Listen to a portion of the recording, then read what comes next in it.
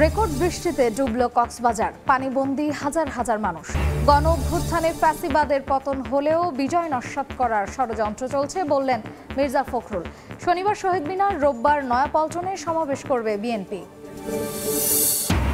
দেশে ফিরলেন আরব আমিরাতে বিক্ষোভে অংশ নিয়ে ক্ষমা পাওয়া আরও ২৬ বাংলাদেশি। আবারও কাজে পাঠানোর ব্যবস্থা করতে অন্তর্বর্তী সরকারের প্রতি আহ্বান। রাজধানীতে গ্যাসের জন্য হাহাকার, সংকটে বন্ধ ৩১ বিদ্যুৎ কেন্দ্র, বেড়েছে লোডশেডিং। আমদানি নির্ভর নীতি ঝুঁকিতে ফেলেছে জ্বালানি খাতকে মত বিশেষজ্ঞদের।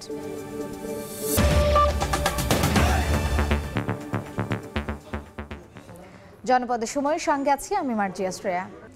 রেকর্ড ৫০১ মিলিমিটার বৃষ্টিতে ডুবে গেছে পর্যটন নগরী কক্সবাজার, যা এখন পর্যন্ত জেলার সর্বোচ্চ।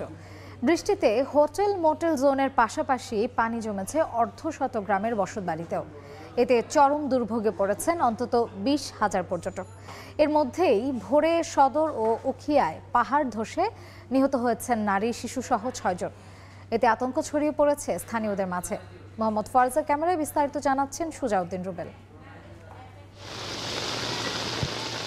ভারী বৃষ্টিতে ডুবে আছে কক্সবাজার, চারদিকে শুধু পানি আর পানি। তলিয়ে আছে পর্যটন জোন কলাতলির হোটেল মোটেল এলাকা, সৈকতের লাবণী পয়েন্ট থেকে সুগন্ধা পয়েন্ট সহ বিভিন্ন এলাকা। একই সঙ্গে বৃষ্টিতে প্লাবিত হয়েছে টেকনাফ উখিয়ার অর্ধশত গ্রাম। পানিবন্দী হয়ে দুর্ভোগ পোহাচ্ছে ৫০,০০০-এর বেশি মানুষ। মৌসুমী বায়ুর প্রভাবে কক্সবাজারে গত ২৪ ঘন্টায় ৫০১ মিলিমিটার বৃষ্টিপাত রেকর্ড করা হয়েছে, যা এখন পর্যন্ত কক্সবাজারের সর্বোচ্চ বৃষ্টিপাত। এর আগে ৪৬৭ মিলিমিটার বৃষ্টিপাত হয় ২০১৫ সালে। ঘরবাড়ি, বাজার, দোকান দাম সব কিছু এখন দোকানও যে চলাফেরার জন্য যাতায়াতের অনেক কষ্ট হচ্ছে আর কি। গতকালকে আমি সারা রাত ঘুমাতে পারি নাই, ঘরের মধ্যে পানি এই এক বেত হয়ে গেছে। এখন রোডের মধ্যে গাড়িগুলো এখন চলাচল করতে পারছে না। ঘোরার জন্য আসলাম এখানে, মানে ওইরকম ঘুরতে পারতেছি না। থাকার ইচ্ছা ছিল আরো কয়েকদিন, এখন আজকে ব্যাক যাবো আবার ঢাকা।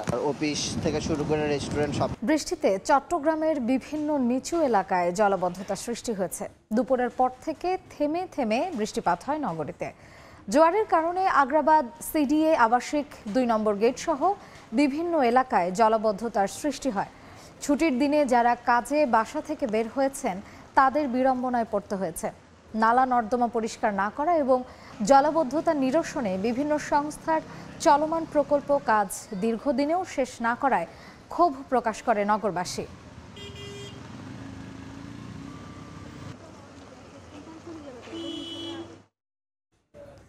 শেখ হাসিনা সরকারের গুম, খুন, নির্যাতনের বিরুদ্ধে যারা দেশে থেকে প্রতিবাদ জানিয়েছেন তারাই আসল বীর বলে মন্তব্য করেছেন সাংবাদিক মুশফিকুল ফজল আনসারী। প্রায় ১ দশক নির্বাসনে থাকার পর যুক্তরাষ্ট্র থেকে দেশে ফিরে সংবর্ধনা অনুষ্ঠানে তিনি কথা বলেন। অনুষ্ঠানে বিএনপি মহাসচিব বলেন, মুশফিকুল ফজল আনসারী আমাদের হিরো। গণ অভ্যুত্থান ফ্যাসিবাদের পতন হলেও বিজয় নস্যাৎ করা ষড়যন্ত্র এখনও চলছে, জানান মির্জা ফখরুল। এদিকে গণতন্ত্র দিবসকে উপলক্ষ করে শনিবার শহীদ মিনার ও রোববার নয়াপল্টনে সমাবেশ করবে বিএনপি। বাংলাদেশে মানবাধিকার লঙ্ঘন, নির্বাচন নিয়ে জালিয়াতি এবং কর্তৃত্ববাদী শাসন ব্যবস্থা নিয়ে সাবেক আওয়ামী লীগ সরকারের বিরুদ্ধে বিদেশে যারা সোচ্চার ছিলেন তাদের মধ্যে অন্যতম সাংবাদিক মুশফিকুল ফজল আনসারী। প্রায় ১ দশক নির্বাসনে থাকার পর যুক্তরাষ্ট্র থেকে বৃহস্পতিবার দেশে ফেরেন আনসারী। শুক্রবার বিকেলে জাতীয় প্রেস ক্লাবে তার সংবর্ধনার আয়োজন করা হয়। এ সময় বন্ধু, সহকর্মী, ভক্ত ও অনুরাগীদের ফুলের শুভেচ্ছা আর ভালোবাসায় সিক্ত হন তিনি। এ সময় আনসারী বলেন, যারা ফ্যাসিস্ট সরকারের বিরুদ্ধে লড়াই করে নতুন বাংলাদেশ উপহার দিয়েছেন তারা দেশের বীর সন্তান। যারা প্রত্যেকে বাংলাদেশে থাকা এবং বাংলাদেশের থেকে মুক্ত মতের চর্চা করা, এটি ছিল সবচেয়ে বড় চ্যালেঞ্জ, সবচেয়ে বড় বীরত্ব। এই বীরত্ব যারা দেখিয়েছে তারাই বীরশ্রেষ্ঠ। মুশফিক ফজল আনসারীকে হিরো হিসেবে অভিহিত করেন বিএনপির মহাসচিব মির্জা ফখরুল ইসলাম আলমগীর। বলেন, গণ অভ্যুত্থানের মাধ্যমে গড়ে ওঠা জাতীয় ঐক্য নষ্ট করার ষড়যন্ত্র চলছে, রুখে দিতে থাকতে হবে ঐক্যবদ্ধ। মুশফিক এবং মুশফিকের সঙ্গে আরো অনেকে এই দেশে থাকতে পারেনি এই ফ্যাসিবাদী হাসিনার অত্যাচারের, নির্যাতনের কারণে। তারা লড়াই করেছে বাইরে গিয়ে, আমরা লড়াই করেছি ভেতরে, এবং বিজয় অর্জন করেছি আমাদের ছাত্র জনতার যে একটা অভূতপূর্ব গণ অভ্যুত্থান সেই গণঅভ্যুত্থানের মধ্য দিয়ে। কিন্তু এই বিজয় তখনই আপনার সুসংগত হবে যদি আমরা এটাকে ধরে রাখতে পারি। আমাদের যে ঐক্য সৃষ্টি হয়েছিল সেই ঐক্যকে যে আমরা অটুট রাখতে পারি। আজকে খুব সুপরিকল্পিতভাবে এই ঐক্যকে বিনষ্ট করবার একটা চক্রান্ত চলছে, সেটাকে আমাদেরকে আবার রুখে দিতে হবে। এদিকে শুক্রবার সকালে বিএনপি চেয়ারপারসন বেগম খালেদা জিয়া ও তারেক রহমানের নামে দায়ের করা মিথ্যা মামলার প্রত্যাহারের দাবিতে জাতীয় প্রেস ক্লাবের সামনে অবস্থান কর্মসূচি পালন করেন দলটির নেতারা। এ সময় দেশ বিরোধী ষড়যন্ত্র ও ছাত্র জনতার আন্দোলনে গণহত্যার জন্য আওয়ামী লীগের নেতাকর্মীদের বিচারের দাবি জানানো হয়। 16 বছরে বিএনপির মির্জা ফখরুল ইসলাম আলমগীর সহ অসংখ্য নেতা কর্মীরা জেলখানায় যে নির্যাতনের শিকার হয়েছে, বিএনপির অফিসে ঢুকে অস্ত্র রেখে আমাদেরকে মামলা দিয়েছে। জনাব স্বরাষ্ট্র উপদেষ্টা, বিনয়ের সাইড অনুরোধ করি তাদেরকে আইনের আওতায় আনা, মানুষকে একটু দেখান যে এরাই অত্যাচারী, এরাই ক্ষমতা লিপ্সু, এরাই শেখ হাসিনার ডাইন হাত। আন্তর্জাতিক গণতন্ত্র দিবস উপলক্ষে 14 ও 15 সেপ্টেম্বর দুদিনের কর্মসূচি ঘোষণা করেছে বিএনপি। শনিবার শহীদ মিনার এবং রোববার নয়াপল্টনে সমাবেশ করবে দলটি। সেখানে প্রধান অতিথি হিসেবে বিএনপির ভারপ্রাপ্ত চেয়ারম্যান তারেক রহমান ভার্চুয়ালি সংযুক্ত থাকবেন বলে জানিয়েছেন নেতারা। 14 সেপ্টেম্বর বিকেল থেকে সন্ধ্যার পর পর্যন্ত। রায়দুল ইসলাম শুভ, সময় সংবাদ, ঢাকা। 5 আগস্ট ফ্যাসিস্ট সরকারের পতনের মধ্য দিয়ে দেশ স্বৈরাচার মুক্ত হয়েছে। শেখ হাসিনা চেয়েছিলেন বন্দুকের গুলিতে সবাইকে স্তব্ধ করে দিয়ে ক্ষমতায় থেকে যেতে।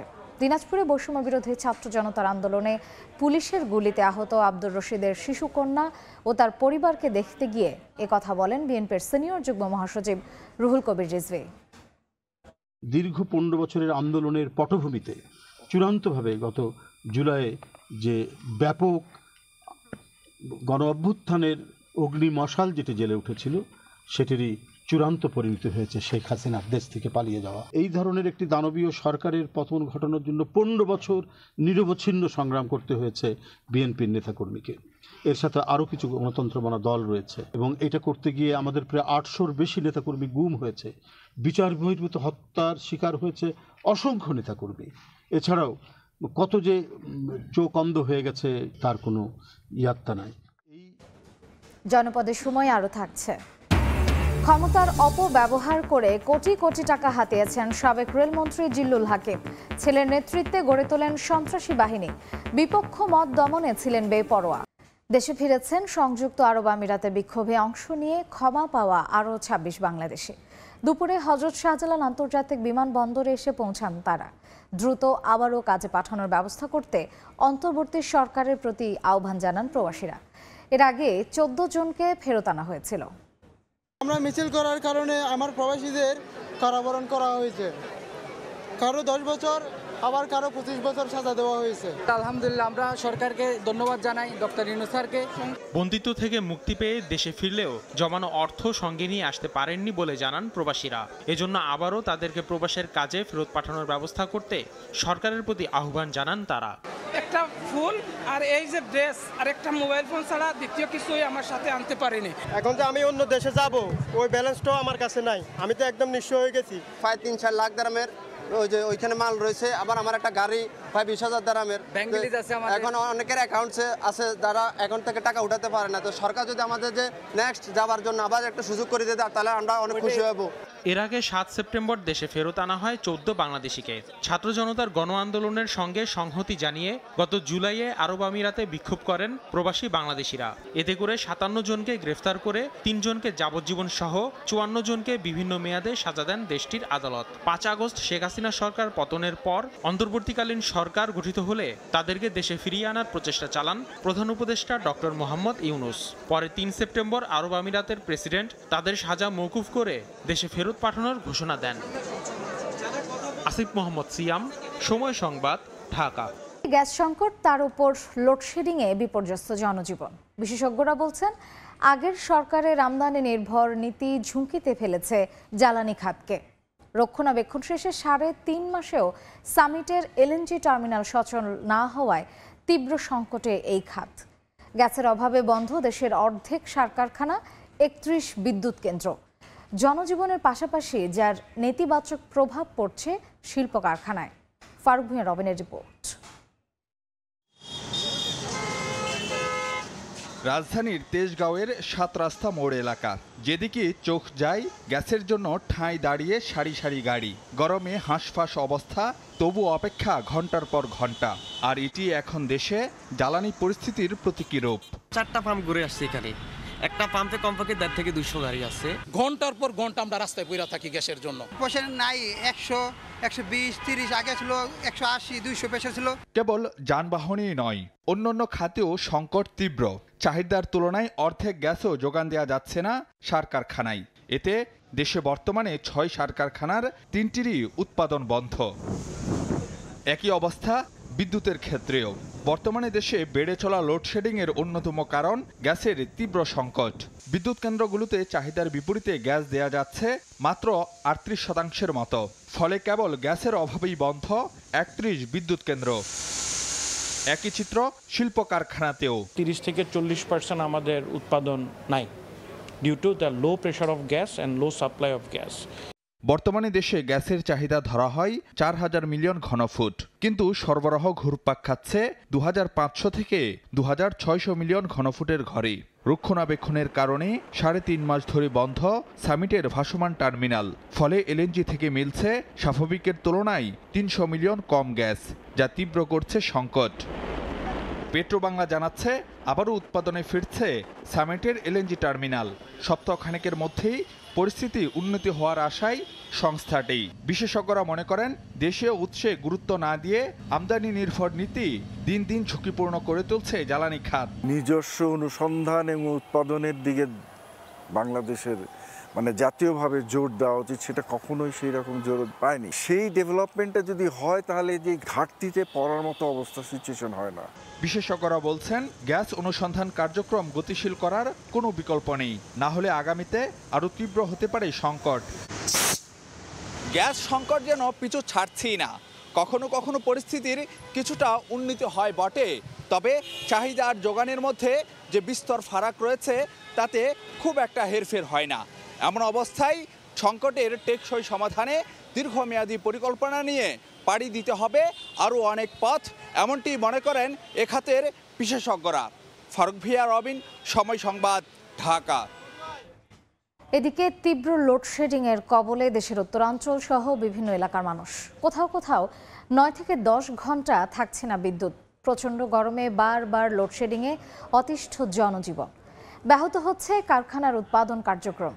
দ্রুত বিদ্যুৎ পরিস্থিতি স্বাভাবিক করতে অন্তর্বর্তী সরকারের প্রতি দাবি জানিয়েছেন গ্রাহকরা। 20 ঘন্টার মধ্যে আমাদের 9 থেকে 10 ঘন্টার বিদ্যুৎ থাকে না, এতে আমাদের পড়াশোনা ব্যাঘাত ঘটে। আমরা কলেজে গিয়েও আমরা বিদ্যুৎ পাই না। বিদ্যুৎ ও বয়স্করা অসুস্থ হয়ে যাচ্ছে এবং বিভিন্ন হাসপাতালে, বিভিন্ন ক্লিনিকে তারা অহরহ ভর্তি হচ্ছে। 1 ঘন্টা যদি বিদ্যুৎ থাকে তাহলে হয়তো 2-3 ঘন্টা আমরা বিদ্যুৎ পাই না। বাসা বাড়িতে ফ্রিজের যে মালামাল আছে এগুলো নষ্ট হয়ে যাচ্ছে। দিনের মধ্যে অনেকক্ষণ কারেন্ট থাকে না, এই আসে এই চলে যায়। আমার দোকানে 2টা লাইন, একটা গেলে একটা থাকে, কিন্তু এখন 2টার মধ্যে লাইন থাকে না। আমাদের পশু পাখির দোকান, এখন বিদ্যুৎ না থাকলে এই পশু পাখি তো মারা যাচ্ছে। বিদ্যুৎ বিল দিতেছি ঠিকই, কিন্তু আমাদের যে বিল দিতেছি সেই পরিমাণে আমরা বিদ্যুৎ পাইতেছি না। সন্ধ্যার পরের থেকে মোটামুটি রাত্র 9টা পর্যন্ত একটানাই বিদ্যুৎ থাকে না। 24 ঘন্টা 3-4 ঘন্টা ঘরে থাকে, আর বাকি সময় নাই, রাত্রের ঘুম হারাম। আমাদের ভ্যানের ব্যাটারি, অটোর ব্যাটারি, রিক্সা চালক আমরা, আমাদের ব্যাটারি টিকতেছে না, আমরা বিদ্যুৎ পাচ্ছি না ঠিকভাবে। অনেক আইটেম থাকে, এগুলো রাখতে পারি না আমরা। মানুষের শরীরে ইনসুলিন দেয়, খুব জিল্লতি। বাসায় বাচ্চা কাচ্চারা ভালোভাবে পড়াশোনা করতে পারে না, গরমে অতিষ্ঠ হয়ে যায়। আমরা বড়রাই সহ্য করতে পারতেছি না, বাচ্চারা তো আরো বাড়ির করুণ অবস্থা ওদের। জনপদের সময় পণ্য পরিবহনে ঢাকা চট্টগ্রাম মহাসড়কে চাপ কমাতে নৌপথ ব্যবহারের সম্ভাবনা থাকা সত্ত্বেও তা কাজে লাগানো হয়নি। অথচ ঢাকা ভিত্তিক পণ্য ডেলিভারি নিতে কেরানীগঞ্জের পানগাঁও টার্মিনাল যেমন সচল রাখা হয়েছে, তেমনি কন্টেইনার পরিবহনের অনুমতি পেয়েছে অন্তত 12টি প্রতিষ্ঠান। এরপরও এ রুটে কন্টেইনার পরিবহন সক্ষমতার অর্ধেকে নেমে এসেছে। এই অবস্থায় আগামী রোববার জাহাজ মালিকদের সঙ্গে বৈঠকে বসতে যাচ্ছে চট্টগ্রাম বন্দর কর্তৃপক্ষ। সাক্ষাৎ রিপোর্ট ছবিতে বিস্তারিত জানাচ্ছেন কমল দে। চলতি বছরের আগস্ট মাসের ভয়ঙ্কর বন্যায় ঢাকা চট্টগ্রাম মহাসড়ক দিয়ে যানবাহন চলাচল বন্ধ ছিল 20 দিনের বেশি। এই সময়ে পণ্যবাহী হাজার হাজার ট্রাক, কাভার্ড ভ্যান এবং কন্টেনারবাহী লরি যেমন রাস্তায় আটকা পড়েছিল, তেমনি বিপর্যয় নেমে আসে আমদানি রপ্তানি বাণিজ্যে। অথচ মহাসড়ক এড়িয়ে নৌপথে ঢাকার পানগাঁও কন্টেনার টার্মিনালে এসব পণ্য পৌঁছানোর সুযোগ থাকা সত্ত্বেও নানা জটিলতার কারণে তা কাজে লাগানো যায়নি। ল্যান্ডড পদ্ধতিতে এটাকে ছেড়ে দিতে হবে, ছেড়ে দিলে এই পানগাঁও টার্মিনালটা কিন্তু ওয়ার্কেবল হয়ে যাবে। তখন একটা ইনকেস আমার রেল বন্ধ হয়ে গেলে, আমার যদি রোড বন্ধ হয়ে যায়, কিন্তু আমার রিভার বন্ধ হবে না কোনো। চট্টগ্রাম বন্দর থেকে ঢাকার পানগাঁও রুটে সরাসরি কন্টেনার পরিবহন শুরু হয় 2013 সালে। এর মধ্যে 2017-18 অর্থ বছরে কন্টেনার পরিবহন পৌঁছে যায় 20,000-এর ঘরে, আর 2022-23 অর্থ বছরে সব রেকর্ড ছাড়িয়ে 35,771 টিওস কন্টেনার পরিবহন হয়। এই রুটে কন্টেনার পরিবহন বাড়াতে নেওয়া হয়েছে জাতীয় রাজস্ব বোর্ডের অনুমতি। তারপরও গতি না আসায় আগামী রোববার পানগাঁও কন্টেনার টার্মিনালে জাহাজ মালিকদের সঙ্গে জরুরি বৈঠকে বসতে যাচ্ছে চট্টগ্রাম বন্দর কর্তৃপক্ষ। এই বিষয়টাকে আগ্রহী করার জন্য কি প্রণোদনা দেওয়া যায় বা কিভাবে ব্যবসায়ীদেরকে আগ্রহী করা যায় এই পানগাঁওটাকে যেন ফুললি ইউজ করে। এরই মধ্যে 12টি প্রতিষ্ঠান কন্টেনার পরিবহনের অনুমতি পেল। বর্তমানে মাত্র 3টি প্রতিষ্ঠানে 60টি জাহাজ কন্টেনার পরিবহন করছে। Cost related issue, freight related issues এবং আদার যে চ্যালেঞ্জগুলো আছে, এইসব কারণে শিপিং লাইনগুলো যেমন পানগাঁওয়ের ব্যাপারে ইন্টারেস্টেড না, একইভাবে কনসাইনিরাও কিন্তু ইন্টারেস্টেড না। চট্টগ্রাম বন্দর পানগাঁও রুটে চলাচলের জন্য অনুমতি পাওয়া প্রতিটি জাহাজে 280 থেকে 300 কন্টেনার পরিবহনের সক্ষমতা রয়েছে। সড়কপথের চাপ কমাতে এই নৌপথের কোনো বিকল্প নেই, এমনটি বলছেন বন্দর ব্যবহারকারীরা। চট্টগ্রাম বন্দর থেকে কমল দে, সময় সংবাদ। জনপদের সময়ের শীর্ষ সংবাদগুলো জানিয়ে দিচ্ছে আরেকবার। রেকর্ড বৃষ্টিতে ডুবল কক্সবাজার, পানিবন্দী হাজার হাজার মানুষ। ভুত্থানে ফ্যাসিবাদের পতন হলেও বিজয় নস্যাৎ করার ষড়যন্ত্র চলছে বললেন মির্জা ফখরুল। শনিবার শহীদ মিনার, রোববার নয়াপল্টনে সমাবেশ করবে বিএনপি। এবং দেশে ফিরলেন আরব আমিরাতে। বিক্ষোভে অংশ নিয়ে ক্ষমা পাওয়া আরও 26 বাংলাদেশি। আবারও কাজে পাঠানোর ব্যবস্থা করতে অন্তর্বর্তী সরকারের প্রতি আহ্বান।